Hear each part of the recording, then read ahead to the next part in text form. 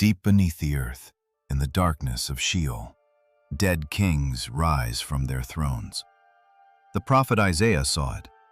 He wrote that when a great tyrant finally dies, the underworld itself stirs to greet him.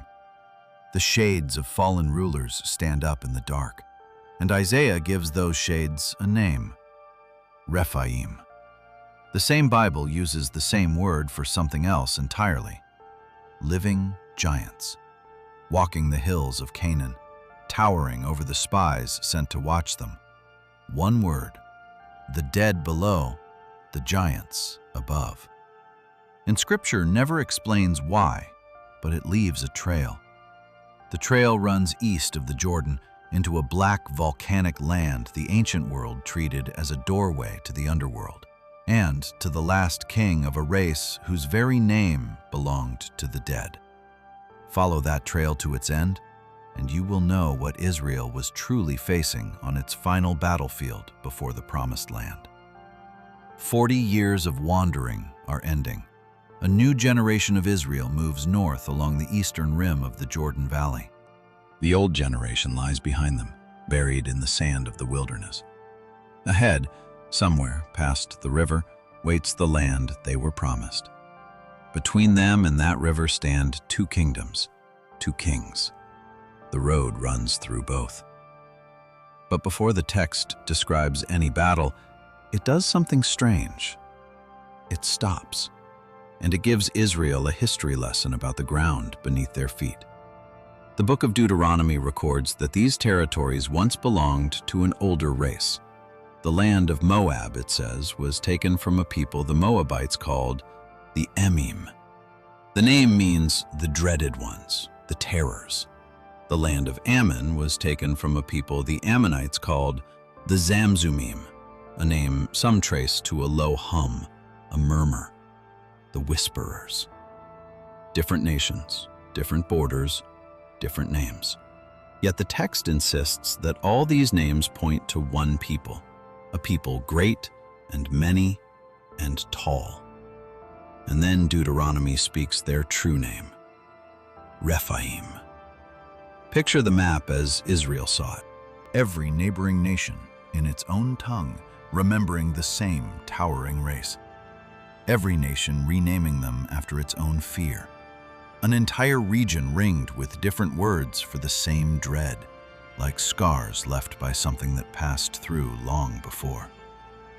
By the time Israel arrives, the Rephaim are almost gone. Almost. The first king on the road is Sihon of the Amorites. He refuses Israel passage and marches out to crush them. He fails. His army breaks.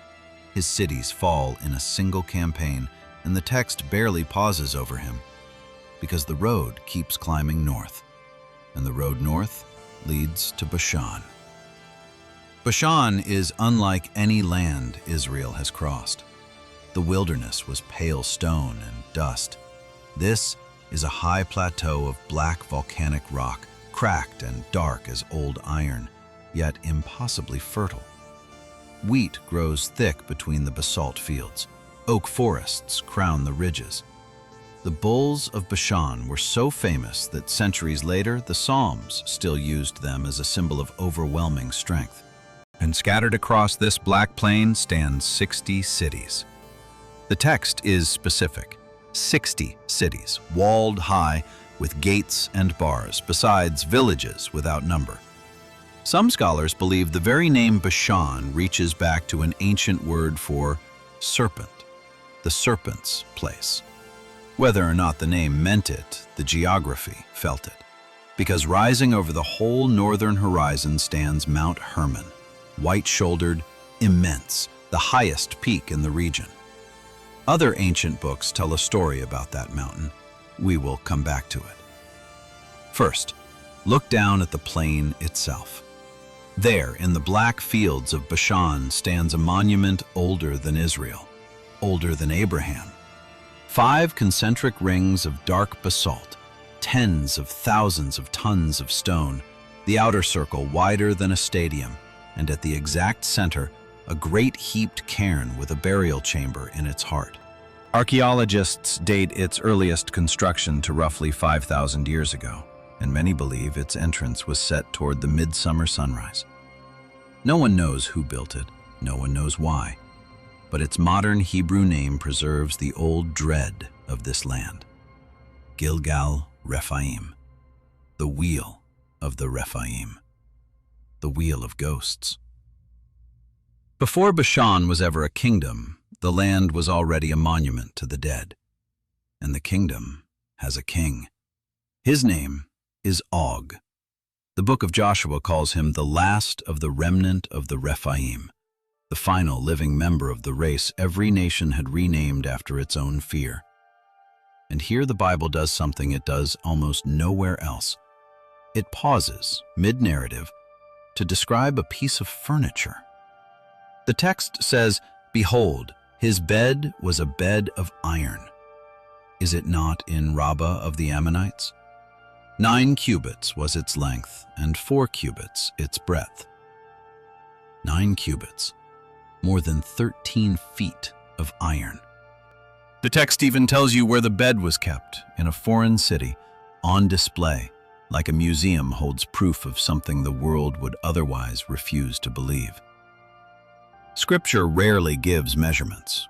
It gives them here, because without them, no one would accept what comes next. Og does not wait behind his 60 walls. He empties them. The text says he came out against Israel, he and all his people, to battle at Edrei, a fortress city on the southern edge of his realm. 2 armies converge on the Black Plain. And then, God speaks to Moses. The text records the words, "Do not fear him, for I have given him into your hand." Stop on that sentence. Israel has just destroyed Sihon and his entire army. No word of comfort came before that battle. None was needed. Moses is an old man now, hardened past hardening. He stood before Pharaoh. He watched the sea split. He has buried an entire generation. And before this one enemy, this last king, heaven itself tells him not to be afraid. Afraid of what? But the oldest manuscripts say something stranger. To understand what was waiting at Edrei, you have to follow the word itself. Rephaim. Track it through the rest of the Hebrew Bible and the giants disappear. Every later appearance of the word points downward. Isaiah writes of the dead, "They shall not live." They are Rephaim. They shall not rise.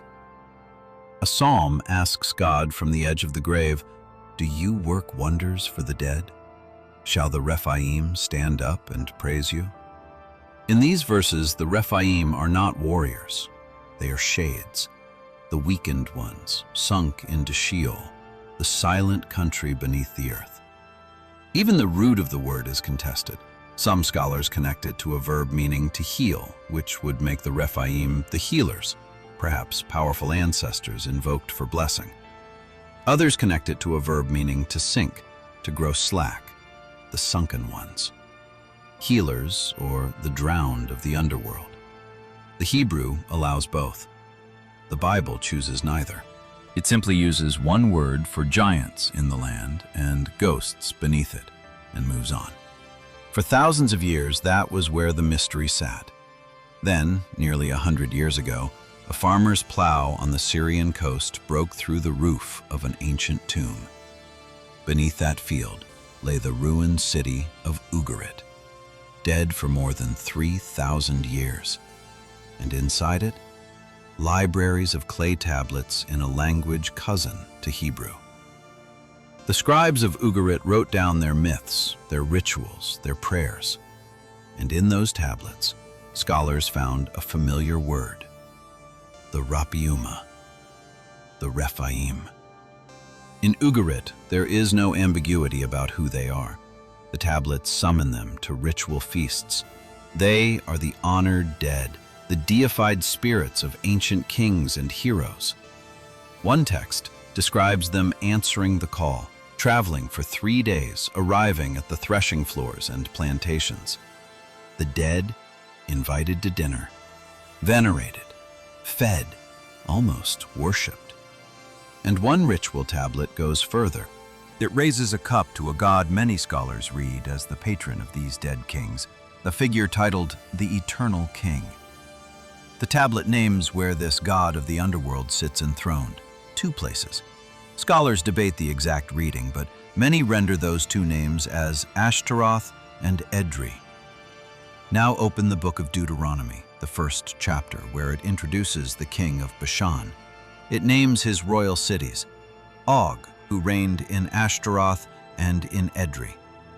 If those scholars are right, then Og did not merely rule near the gateway of the dead, he held court at its exact address. The throne cities of the last of the Rephaim were the same cities a neighboring civilization assigned to the king of the underworld. When Israel marched on Edrei, in the eyes of the surrounding world, they were marching on the doorstep of death itself, and the mountain watching over it all carried its own dark story. The Book of Enoch, an ancient text outside the biblical canon, but treasured by many in the ancient world, tells of 200 rebellious angels, the Watchers. Enoch wrote that they descended in the days of Jared onto the summit of Mount Hermon and bound themselves by a mutual curse upon it. From their union with human women, Enoch says, came the giants. And when Israel's spies first glimpsed the giant clans of Canaan, the Book of Numbers records their trembling report. There we saw the Nephilim, and we were like grasshoppers in our own eyes. Hermon above, the wheel of ghosts on the plain, the throne of the dead at Edrei. Every road in this story runs through Bashan. Even later Jewish legend felt the wrongness of this king. The Talmud preserves a tradition, legend, not scripture, that Og was impossibly old, a survivor of the great flood itself. Later tellings grew stranger still, imagining him clinging to the side of the ark as the waters rose. And one legend even names his ancestry, tracing his line back to one of the fallen Watchers. The rabbis who told these stories were answering a question the text leaves open. How does a man like this still exist? Their answer was simple and terrible. He should not. Now go back to the plain of Edrei. Now you know what Moses knew. Dawn comes gray over the black basalt, stormlight.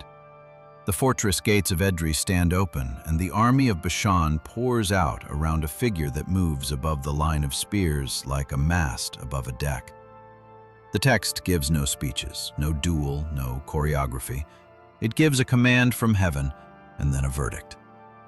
They struck him down with his sons and all his people until not one survivor remained. 60 cities burn on the plateau. The smoke leans east in the wind. When it clears, the kingdom called the Gateway of the Dead is silent, and the last of the Rephaim is gone from the earth. Only the iron bed remains, 13 feet of cold metal in a foreign city, for doubters to come and measure. So what did Israel actually kill at Edrei? Hold the question, because the answers fork into the dark. Many scholars read it this way. In the world around ancient Israel, the Rephaim were the mighty dead, royal ancestors elevated almost to gods, summoned and fed at ritual feasts.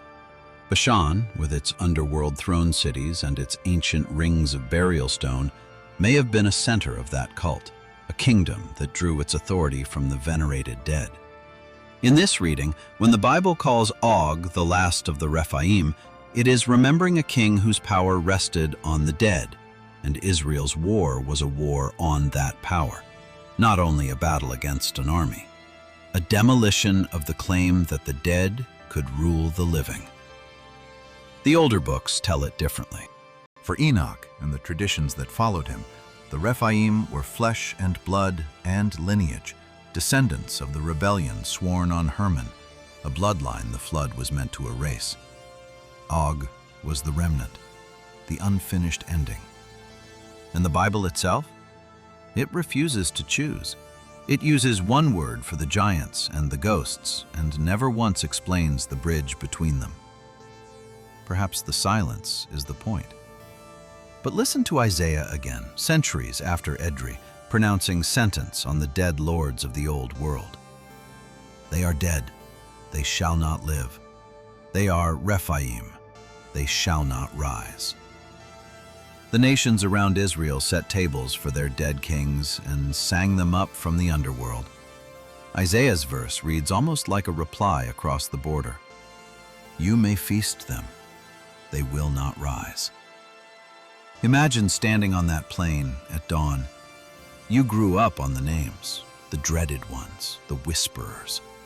You have walked past the wheel of ghosts and felt the cold come off its stones. Now the gates of the city of the dead are opening in front of you, and the ground is shaking. And an old man beside the standard is whispering that God said, "Do not fear." Would you have believed him? One more verse. Centuries after Og, the Book of Proverbs paints a doomed man stepping into the house of temptation. The text says, "He does not know that the Rephaim are there, that her guests are in the depths of Sheol." By then, no listener pictured giants. The word had finished its journey. The Rephaim were simply the dead, waiting below the floorboards of every wrong door. So here is the answer this story promised. What was Israel fighting at Edrei? Both things the word means at once. The last living giant of an ancient bloodline, and the final earthly throne of a name the whole ancient world had already surrendered to the grave. Bashan was where those two meanings still touched, the one place the Rephaim were both above the ground and beneath it. When Og fell, the connection was severed. Notice what the Bible does next. After Edrei, no Rephaim ever walks the earth again in its pages. Every later mention places them in Sheol, on their dark thrones, rising only to greet the newly dead. The giants did not vanish from the Bible, they moved down. But the old books whisper that the dead were never God's greatest prisoner. For the sea still holds something older than the giants, something he did not kill, something he is keeping.